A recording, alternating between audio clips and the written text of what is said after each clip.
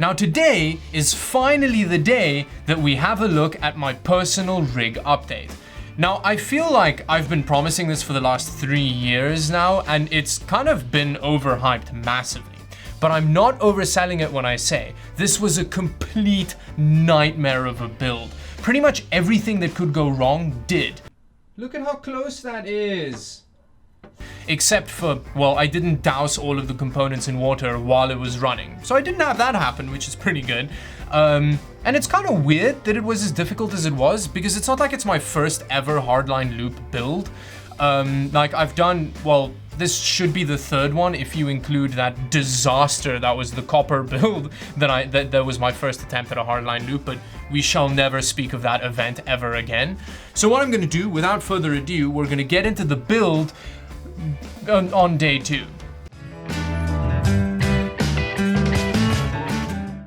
So this is day 2, I guess, of my personal rig update. I didn't film anything on day 1 because there was a lot of swearing involved, and honestly it was almost a complete disaster. I don't want to go into too much detail, but you know the like stock mounting brackets that come on all AMD motherboards? Well, they're quite difficult to get out, and one of them kind of stripped. And long story short is I almost destroyed a very expensive motherboard, but it's off and we're good. And then after that, I just kind of like mounted some of the stuff, which I'll run you through now. So over here, we have the kind of build at the point that I'm at now.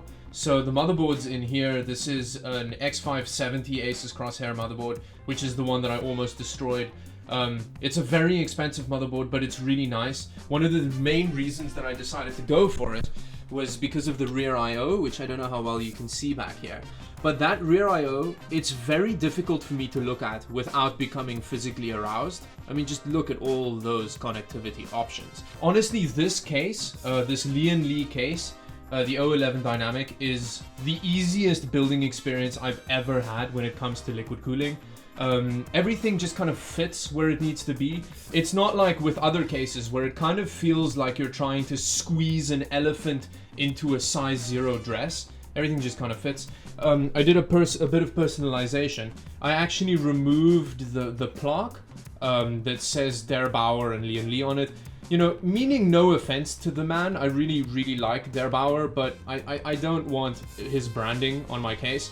I did hurt the case a little bit getting it off, but I'll fix that soon. And yeah, other than that, I just need to mount my block on the GTX 1080, which I have over there. And yeah, then we can start bending some tubes. Oh, and I need to put the reservoir pump res combo in here as well. Here we go. It's almost done, actually. You can see the reservoir and pump res combo has been mounted. It's actually been zip tied to the case there, but again, it wouldn't be a Dawid Does Tech Stuff build if I didn't zip tie something to something else. I've got the graphics card in, my trusty GTX 1080, but I've run into a really irritating problem. Now look at that graphics card, and as you can see, it's a fat boy. It's a real fat GPU. By fat, I mean horizontally. Is that vertically? I don't know, whatever direction. And this is something that I didn't ever think was going to be a problem with this case. Here I am singing praises of how everything fits in it. But the glass panel won't close. Look at how close that is. That's so irritating. Now, I didn't want to replace the GTX 1080 because I really like that GPU, but like I'm kind of gonna have to because it doesn't fit in the case. So I'm gonna have to get a different GPU that's smaller. Unbelievable.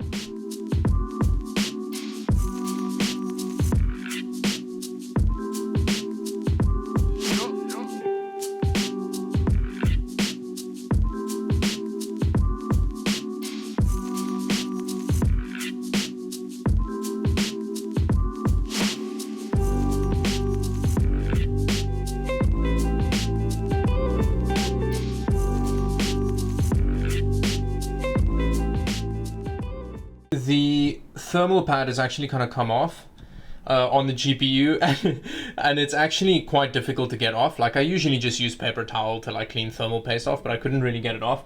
So I don't have like isopropyl alcohol in my house, so I just thought I just thought, what's the next best thing? So I decided to try and use grappa, just a little bit of grappa on the GPU.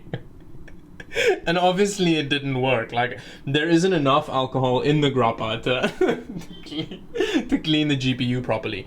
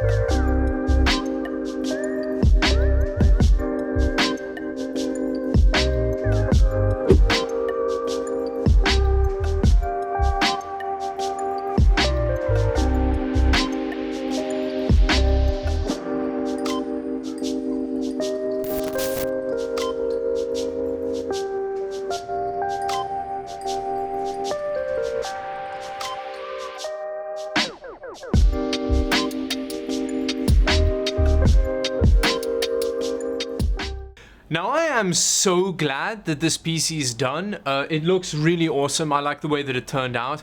Although I am having some thermal issues with it. So with the AMD Ryzen 7 3700X, under stress tests, it has a package temperature of about 100 degrees Celsius, which is really not good, especially considering how much radiator space there is in this loop. And with the AMD RX 5700 XT, you get a junction temperature of about 90 degrees under stress tests. That's not good. That's not a temperature set that you want with either of those components. Now, long story short is I damaged the pump. Now, basically, because of how the loop is set up, it means that while you're filling the loop, you're actually sucking a bunch of air into the pump, which is really bad for the D5, and it could actually damage them. So in order to fix the problem, I'm going to replace the pump, and then I'm going to change the order of the loop a little bit. So I'm going to get a new reservoir top, which has 2 intake ports, which is going to mean that I can have an intake at the top and I can have a fill port at the top of the reservoir, and that should mean that while I'm filling it, I'm not sucking a bunch of air into the pump, and then everything should be hunky-dory. Now, at the moment, the PC is working. While gaming, you're getting temperatures of about 70 to 80 degrees on the components, which is really bad considering the kind of loop that I have cooling the components, but it did mean that I could do benchmarks, so I'll show them to you now, although I am going to do a follow-up when I fix the loop, where I show you the actual overclocked benchmark results so that you can have a clearer indication of kind of what kind of performance gains you get from a loop like this.